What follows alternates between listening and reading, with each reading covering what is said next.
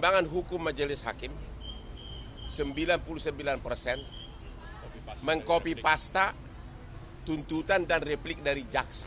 Mengcopy pasta. Ya. Contohnya. Ya.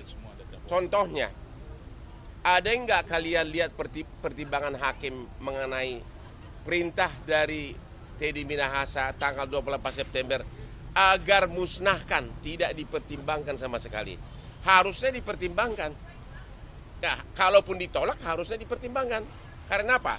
Sebagai contoh, orang bisa aja merencanakan suatu tindak pidana, tapi pada mau dilaksanakan tiba-tiba dia berubah pikiran.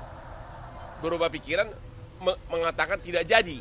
Itulah yang dikatakan oleh semua saksi ahli, yaitu Jamin Ginting, Eva, Elwi Daniel, semua dokter dan profesor, semua mengatakan kalau seorang yang merencanakan suatu tindak pidana pada akhirnya kemudian dia mengatakan tidak jadi, maka dan dia sudah mengatakan itu kepada orang yang harusnya bersama-sama melakukan, itulah namanya tidak ada meeting of mind.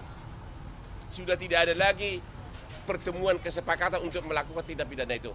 Itu sama sekali tidak dipertimbangkan oleh hakim.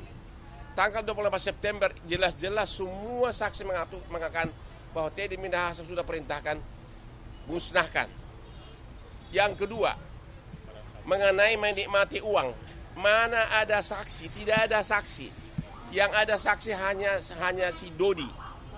Tidak ada saksi yang mengatakan bahwa dia menerima uang. Tidak ada sama sekali. CCTV juga mengatakan tidak.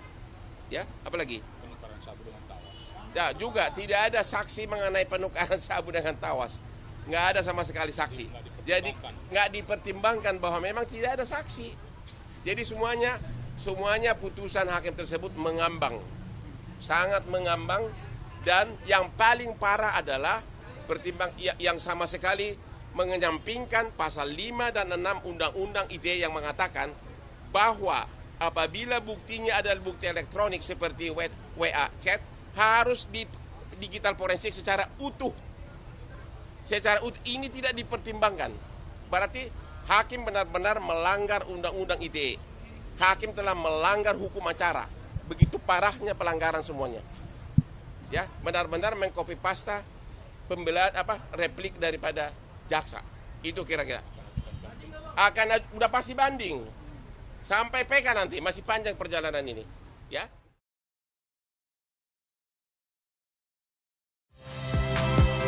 Saya Nitya Anissa, saksikan program-program Kompas TV melalui siaran digital, pay TV, dan media streaming lainnya. Kompas TV, independen, terpercaya.